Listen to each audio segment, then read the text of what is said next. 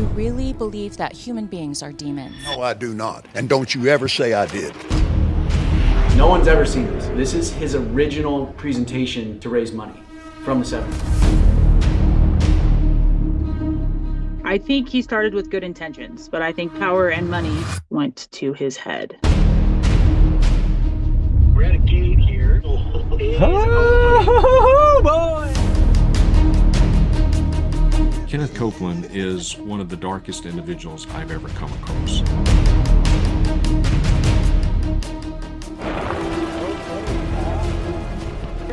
Off the property now. Where's that badge, just by the way? Off the property. You want to see this? Off the property. Look, you can just flash your gun. In that magnificent name, the name of Jesus, amen.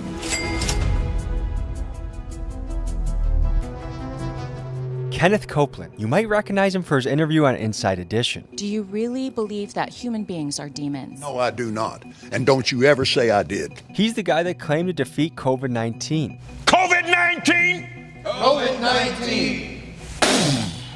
He speaks in tongues. And he claims he will live to 120. I will live and preach this gospel till I'm 120 years old. And he's not joking. And would you know, folks, that Kenneth Copeland is America's richest pastor, with estimates of his net worth ranging wildly from $300 million to nearly $1 billion.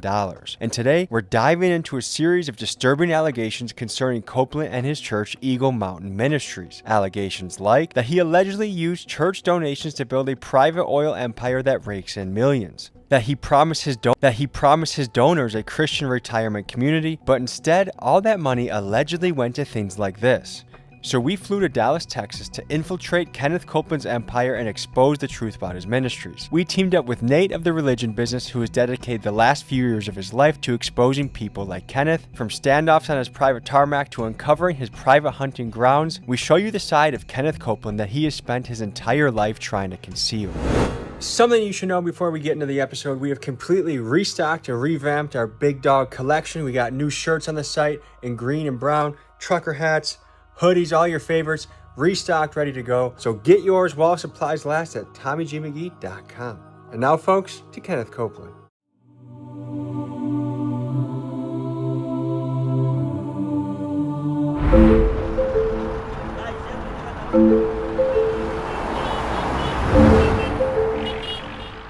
$7:30 right now, Sunday morning in Dallas, Texas. In about 3 minutes, we have a guy named Nate pulling up who's part of something called the Religion Business. He's made it his job to bust out the nonsense that's happening in nonprofits and churches around the country and even the world. Nate suspects that Kenneth Copeland is actually a fraudster, allegedly, and that this is a man that we need to investigate, look into, and make sure we understand what is happening with all the money flowing through his church, all the broken promises, and how is a pastor worth nearly $1 billion?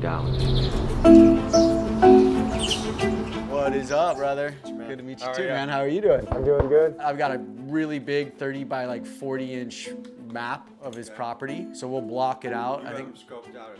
Oh yeah, we have this place down to the roads. I am Nathan Apfel, TV and film director, and my mission is to bring accountability into the religious institutions here in America and the world. I was raised a Christian, raised in the megachurch scene, and I realized this whole system is a house of cards and it needs to be taken apart and be rebuilt. Kenneth Copeland is one of the darkest individuals I've ever come across. Justin Peters is a world-renowned preacher who uses a deep understanding of biblical scripture to expose the lies of prosperity gospel leaders like Kenneth Copeland. There is perhaps no Christian better suited to be an expert witness on the teachings of Copeland than him. I honestly believe that Kenneth Copeland is demon-possessed. I think he started with good intentions, but I think power and money and the ease in which people are manipulated went to his head. This is Sarah. She worked for the Copelands for years, and after she could no longer take it, she chose to leave the church, even though she knew this would mean being cut off from her parents, who to this day still work there. We were not allowed to talk to him or approach him in any way. He would come in with fully armed security guards, which is a little weird when you're going into your own business.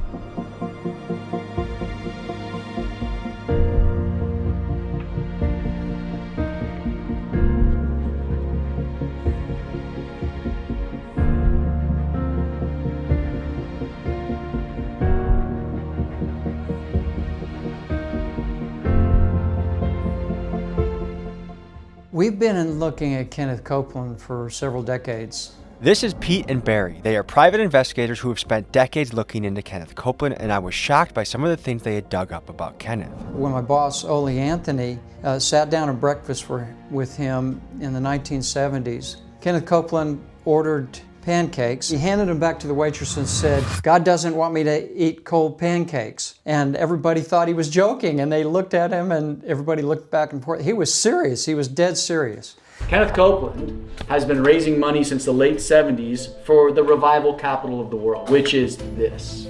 This is his sanctuary. So for 44 years, no one's ever seen this. This is his original presentation to raise money from the 70s. He used to mail this to people, to millions of people in the US, and ask for money. There was never any real plan or any real push to have any of that done. This is Melissa, another former Copeland ministry employee, and she spent 6 years with the church doing things like admin work, marketing, and ministerial relations. Kenneth Copeland planned to build 6 things on this property. A ministry facility, which is the church building, the headquarters, his Kenneth Copeland and Eagle Mountain Church's headquarters, a resort hotel, paying members to use, the Kingdom Park, a beautiful park to use, his radio and TV center, and Wisdom Heights, which is a retirement community. So you give to me, and you will be able to live in our retirement community, and all the while, you'll get to come and watch broadcast TVs, our recordings, you'll get to live and enjoy the revival capital of the world. Part of the revival capital of the world was actually finished, but most of it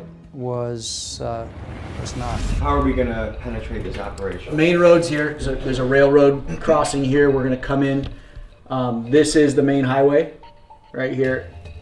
This is the gate. There's sometimes a police officer stationed here, but the gate's open because there's going to be a couple hundred people pouring through here. Do they have this police paid off? Like, are they paying this guy to watch? They do have private security for the whole property. So we're gonna come right through here. These are all the parking lots for the church. You're gonna walk into the building. So there's a gate right here.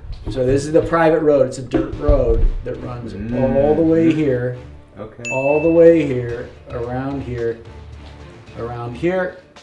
And we can either jet down through the tarmac and come around to his house, or we could take this back road and kind of walk through here. But I say we just stick to the tarmac, dude. The tarmac it is.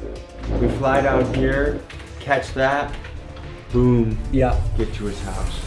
Before I went to Copeland's church, I first wanted to donate to him so I could be a paid member and feel like I had a right to be in the places I would be investigating. And as soon as I did donate, he began to send me a barrage of emails. In his very first message, he offered to heal my body, eliminate my debt, and restore broken relationships. What a nice guy. The Copeland sent many emails, and one theme that kept popping up was donations. They used Bible verses to encourage giving with phrases like sow the seed, which really means send them money, and receive your anointing, which is allegedly what happens when God notices that you've donated to the Copeland. If you sow a seed to Kenneth Copeland, you now have obeyed this divine law that says you will get back what you've given. You've given to a man of God.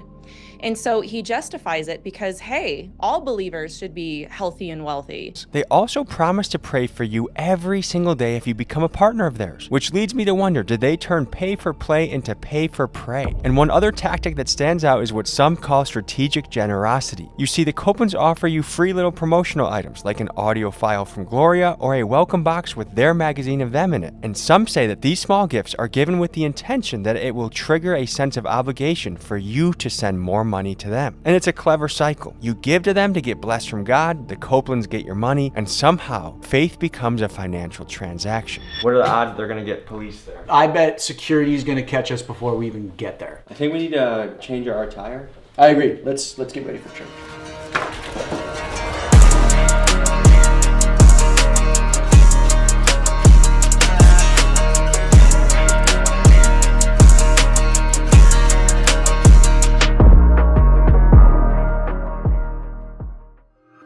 I grew up going to, in what was at the time, one of the biggest mega churches in the country, Willow Creek Community Church. Thousands and thousands of people in a huge auditorium. There was escalators in the place, restaurant, cafeteria, bookstore, basketball courts. It was amazing. I've never had that, like, oh, I have a spiritual connection to God. And so I fell away from the church as I got older. What do you think it is that makes someone continue to give money to a guy that already has private jets, a 19,000 square foot house, and much, much more?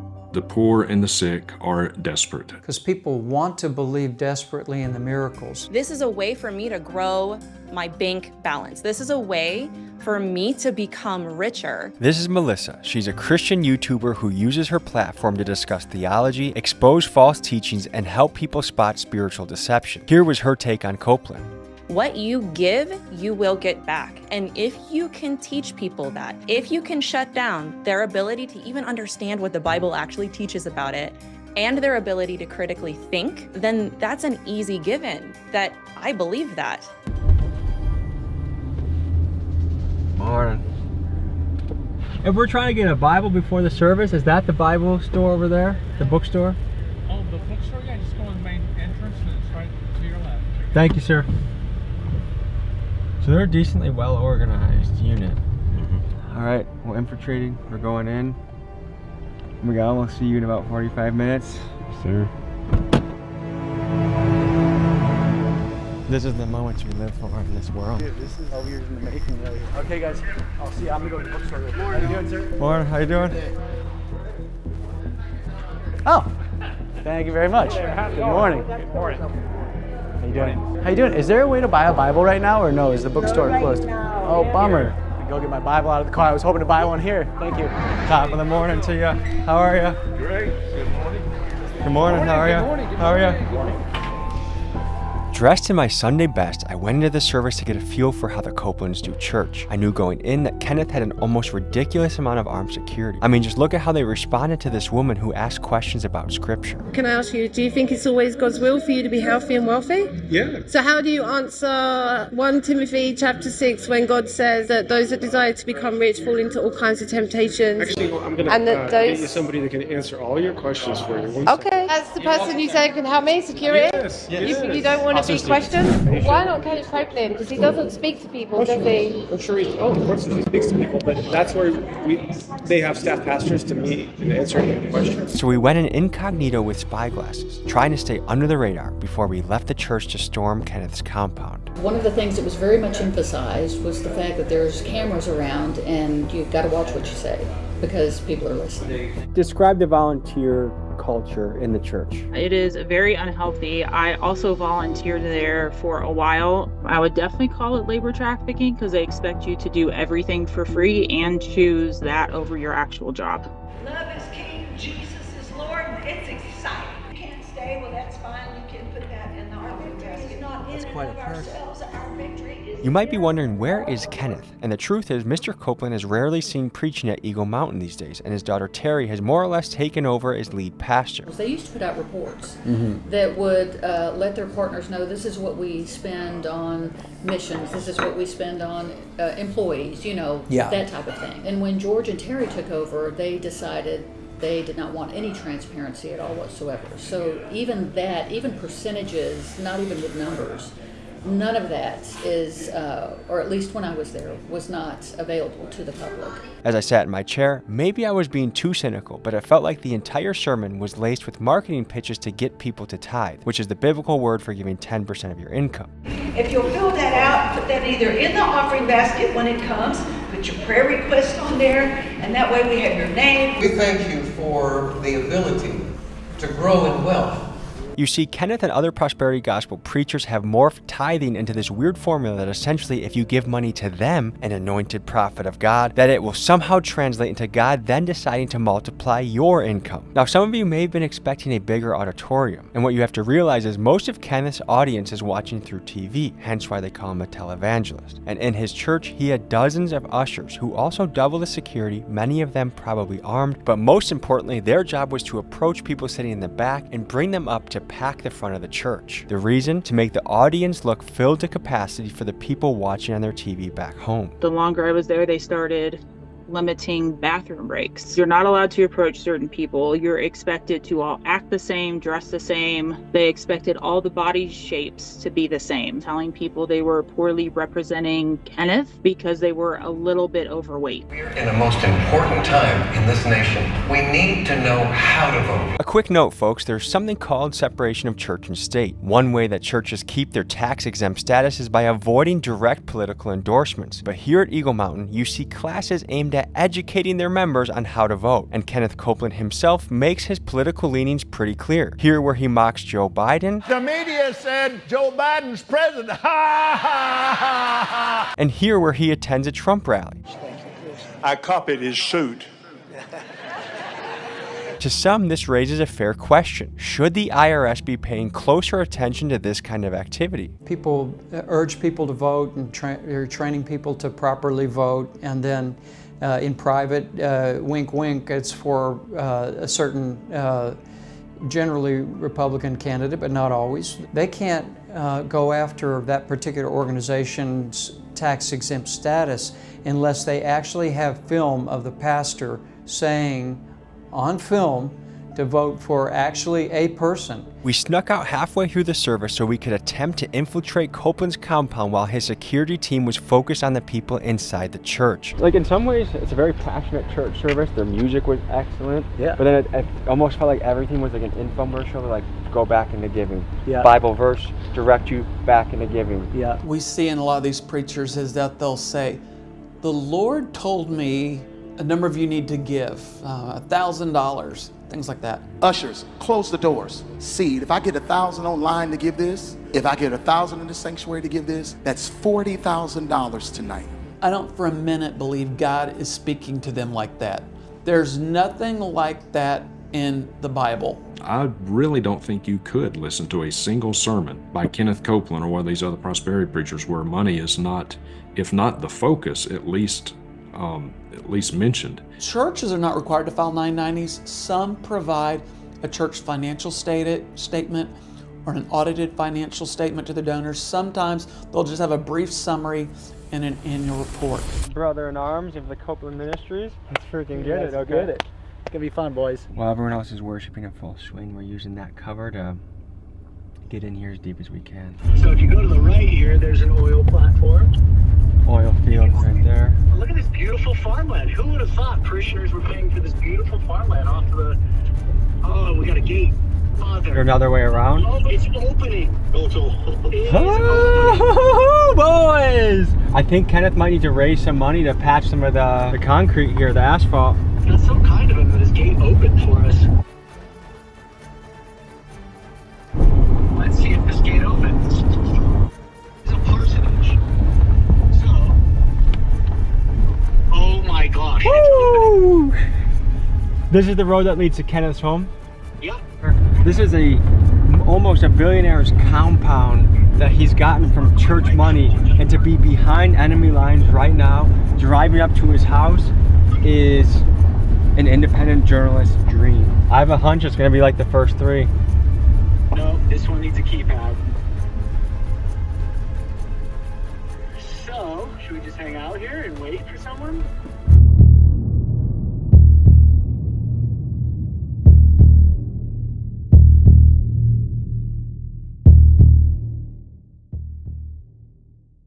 Folks, you should know that on this mega mansion you see, Kenneth Copeland allegedly pays no property tax at all. That's because this house is claimed as a parsonage, which is a property that the church owns and provides for their pastor, which makes sense for most American pastors where the average salary is a modest $52,000 a year, and thereby provides housing for their pastors living a life of sacrifice. But should these tax breaks be used by the ultra-wealthy like Copeland, who for years now has avoided paying what should be a six-figure tax bill? You tell me in the comments. Have you ever been to his parsonage? The house? No, I never have. Has it has many employees? Not a lot. I think the people in housekeeping, in maintenance and housekeeping, security, all of that. But no, but the people that go down and decorate for Christmas. I would assume that the church paid for this, yes. He has a greenhouse over there, presumably on the church dime. There's a private hunting grounds. This is a playground for a man. I'm trying to see how this all lines up, because when Jesus walked into a temple and saw that people were buying and selling and making money in the temple, he flipped over the table and cracked the whip and said, "Get out of my house." How is this even possible to interpret the scripture in this way? I honestly don't know. Like, the mental gymnastics it takes Kenneth Copeland and his congregation to correlate Jesus or any of the apostles to Kenneth Copeland is mind-numbing. We call the church and ask the gate code? It's your first time calling us? It is, yeah. So how can I pray with you today? Oh, I would love to meet Kenneth Copeland. Is there a way to meet him? I was just really praying to be able to sit with him and get some wisdom from him. So I've been praying for a while to be able to meet him. I've reached out to him a few times and he hasn't responded. But yeah, we're at the gate to his house, but it's not open. Oh, are you? Yeah. You know, I'm not sure how that works. I think the best thing that you can do is come to the church. Oh no, we're already by his house. We're at the there's 3 gates, and ironically the 2 first gates opened for us, and I see that as an act of God, to be honest. Like he wanted us to meet him in his house, but just the 3rd gate, it takes a passcode and I don't have it. Do you have that passcode? You would have to go to the church. Oh, okay. We've all become members. I donated $69 this morning. I'm a member. 69, that's a big number. Good for you for your first donation. A biblical number, some might say. So we've been praying for the gate code, but apparently it's another road, but it'll have the same height. God's busy right now. 100%. So we're gonna go to the private tarmac that he has, named after himself, and we're gonna further explore. Kenneth. Oh, Kenneth.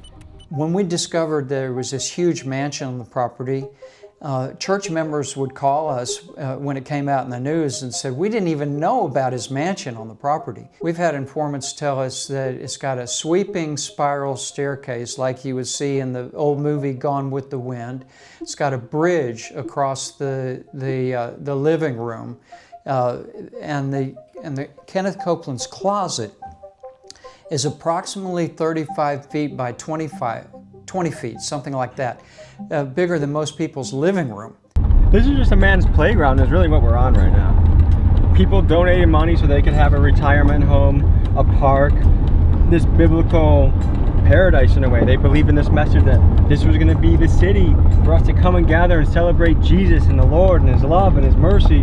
But instead, it's just some rich guy's playground. What kind of letters would you get from people asking, they talk about the letters asking for help? Mm-hmm. We used to get a lot of like, I can't pay my rent, I just lost my job. Like, here's a copy of my lease. Can you pay my rent for this month? And how often would he help these people? Hardly ever. On average, I would touch probably 8,000 pieces of mail a month. I maybe saw 3 or 4 that got helped. Everyone else is, no, total. In the 2.5 years? Mm-hmm. We're on Kenneth Copeland's private tarmac. Let's check it out.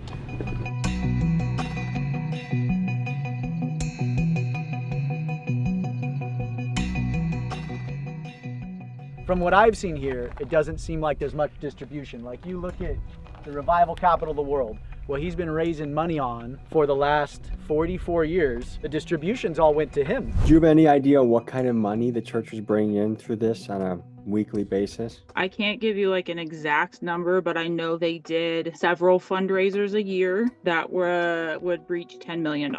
I think last I heard, like, Kenneth's personal net worth was like $760 million. He's had planes since the 70s, and he's had jets since the 90s, and perhaps since the late 80s. But now he's got 2 private jets. They're owned by the ministry, and 2 twin-engine turboprop aircraft that are also owned by the ministry. But the 3 things that he's missing are the resort hotel for his parishioners. Do you see that? Nope. Kingdom Park, which looks like it got turned into a high-fence deer hunting range for him. And then Wisdom Heights, which is an elderly community for people that donated. And we've heard from people that some parents donated hundreds of thousands of dollars thinking that they would be able to retire here. So do we have any proof that he actually did try and build the hotel or the park or the retirement home? The retirement community I don't think there's any proof that he ever tried to build that. The hotel, he never tried. I've never seen blueprints.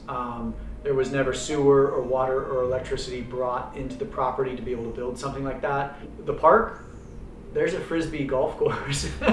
He raised or generated $700+ million. A Frisbee golf course, I guess, is you could say it's a park.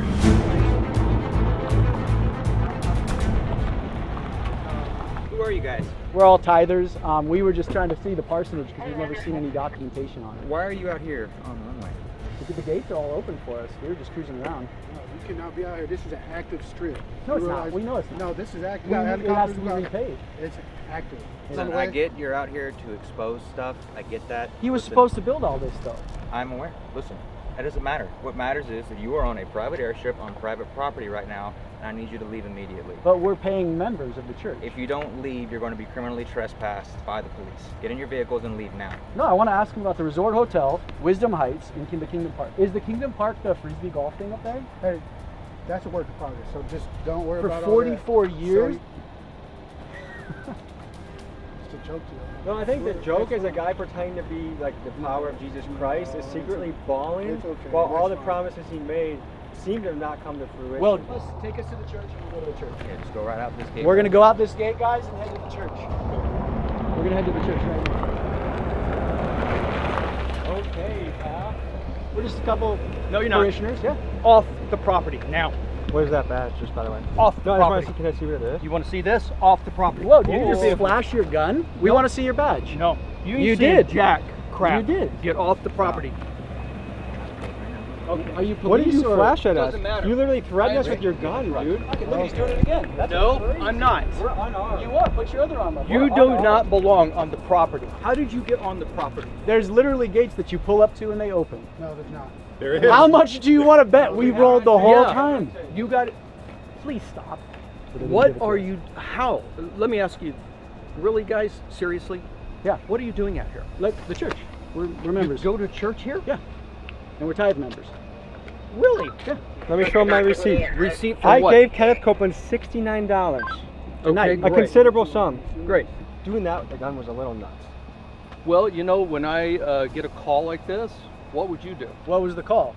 The call is we got people on here that don't belong out here. That's what I got. Gotcha. So then when I pull up, I got a crowd of people, cameras flashing everywhere. What is going on? Yeah. And then you're on the runway. Yeah. We'll get out the runway. Yeah, we'll meet at the church. Holy shit. He someone threw his gun on us. That guy looks like fucking psycho. Yeah, he was ready to fucking Kill someone. Kill us for Copeland, dude? Yeah. Oh shit. It's gonna...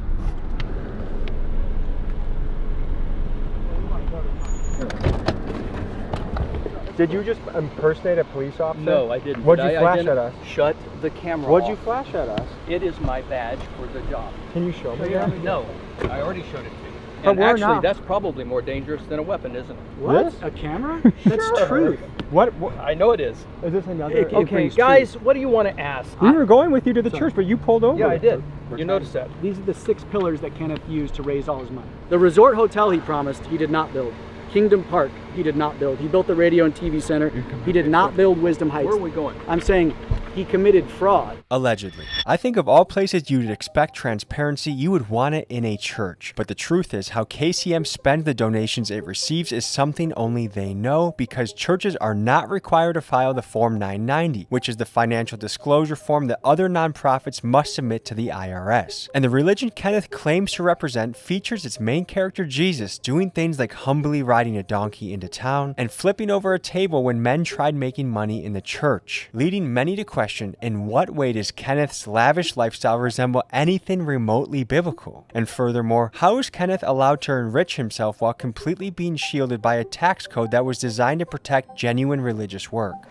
The IRS has used 14-point criteria to categorize churches. And in the 80s, they were able to successfully prosecute a number of organizations that claimed to be churches that weren't, because they didn't have a membership that regularly attended the church. And nowadays, the IRS doesn't even want to investigate churches, and so Copeland's ministry is one of those that doesn't file a 990. So nobody knows, his donors don't know what's going on. How is the IRS not looking into him? That is a good question. I remember back in 2008, Senator Chuck Grassley attempted to do that. You know, in the United States, we have freedom of religion, and I'm grateful for that. But within, underneath that umbrella, you've got a wide berth there. If it's my religion to say, if you give me $1,000, God will heal you of cancer. If you're foolish enough to believe that, well, that's my religion. You agreed to it, so I'm covered. You can't come after me legally.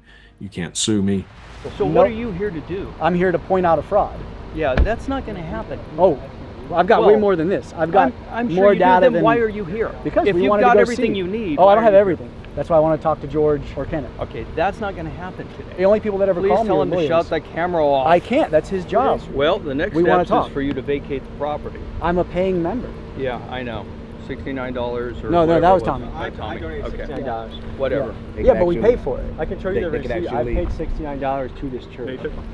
And as of right now, you guys are criminal trespassing. It asks you to leave. After this, you guys will no longer be allowed on this property. For how long? Extending up to a year. Up to a year? A year? Can we mark the calendar to visit you in a year? I think they'll mark it for you.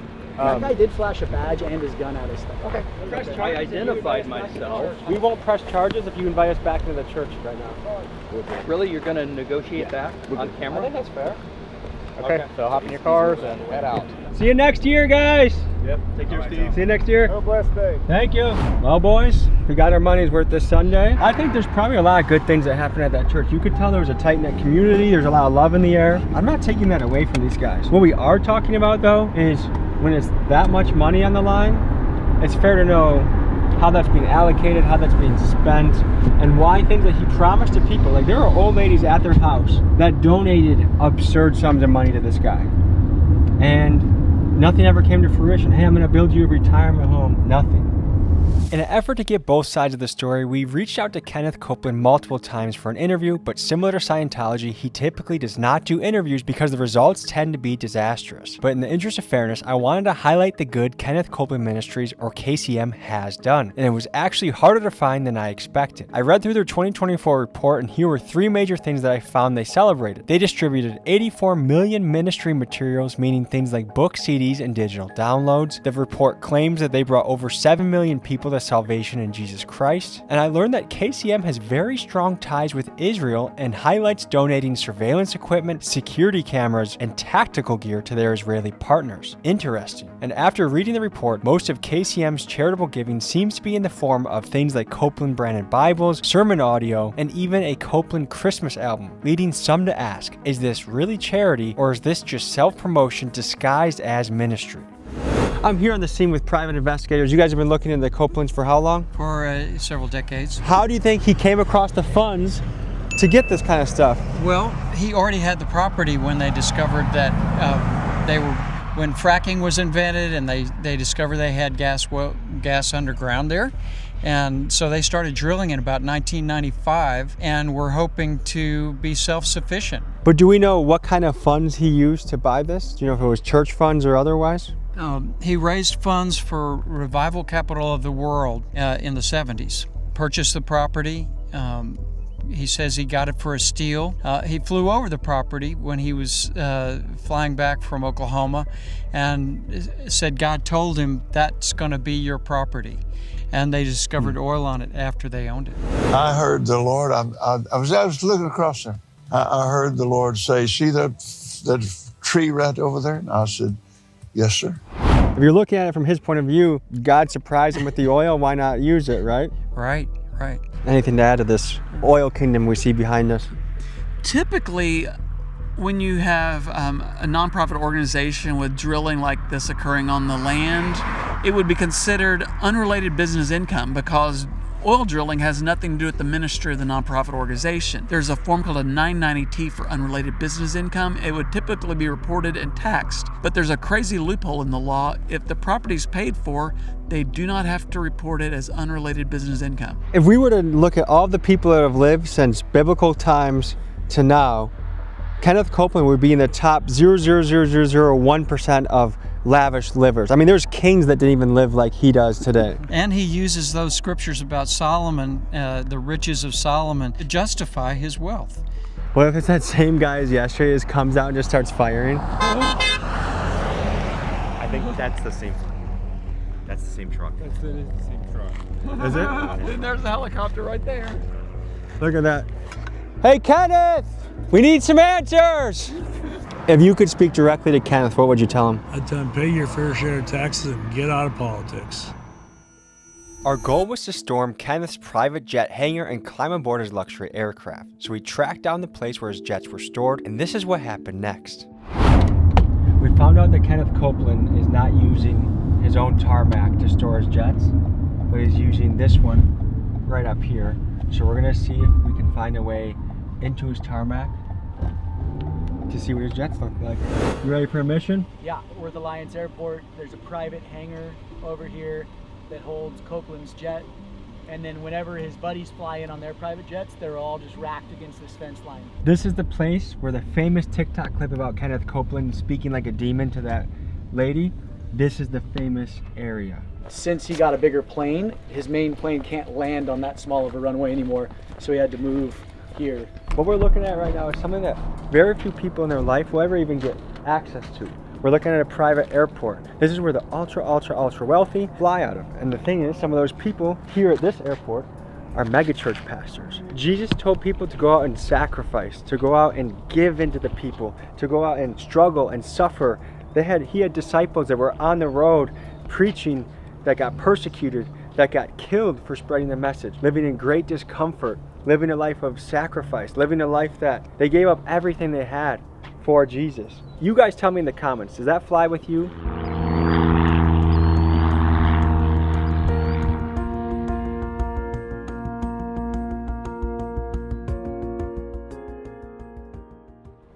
Check this out, look what we got here.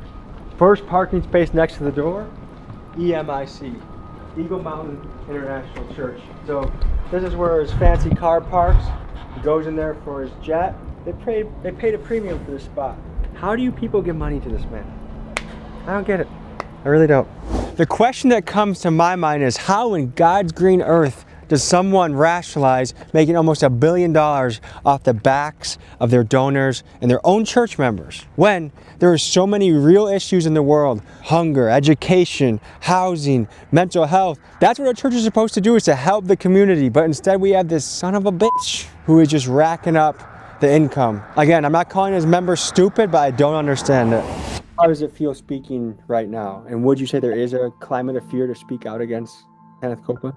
I mean, I'm scared, but that's just how I was raised, and I feel like it's breaking that tie. Is there a real fear that someone would come after you for speaking out against him? Potentially. What is it that you want the people to walk away with after they see this episode on Kenneth, but also the bigger problem of misappropriation of funds within the church community? There's a lot of issues in the system, in the religious system in America, but it has all the tools it needs to fix a lot of things too.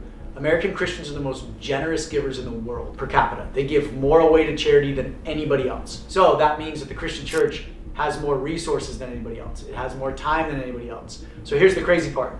If reform was brought into the religious sector in America with these religious exemptions, the Christian church has enough resources, just if we stopped most of the theft in churches, to solve the top 30 global social issues, and it would affect no one's bottom line. You could change the world tomorrow. The Apostle Paul makes an interesting statement in 2 Timothy 3, verse 13. He says that evil men and impostors will grow from bad to worse, deceiving and being deceived. Both of those dynamics can be at work in the same person. Kenneth Copeland is actively deceiving people. He knows that he has given many, many false prophecies. I would tell Kenneth Copeland to repent. I would say to Kenneth Copeland, Kenneth, I don't hate you, but I do hate what you do. But if I could say one thing to Kenneth Copeland, it would be, dude, the church should be the most accountable, transparent organization in the world. It is the literal arbiter and voice of Jesus, or the manifested voice of that. And instead it's the darkest, shadiest sector in the entire economy. Folks, as you probably know, this is just the tip of the iceberg of what needs to be exposed about churches and pastors out there. And no one covers this better than Nate and his team at thereligionbusiness.com. And if you use my exclusive code, TommyG74, you get a discount and the ability to watch the entire series of all the work they cover. This is a really important issue, so I highly recommend you go to their website, buy the videos, buy the series, and check it out further. Thank you guys for joining. We'll see you next week. Peace.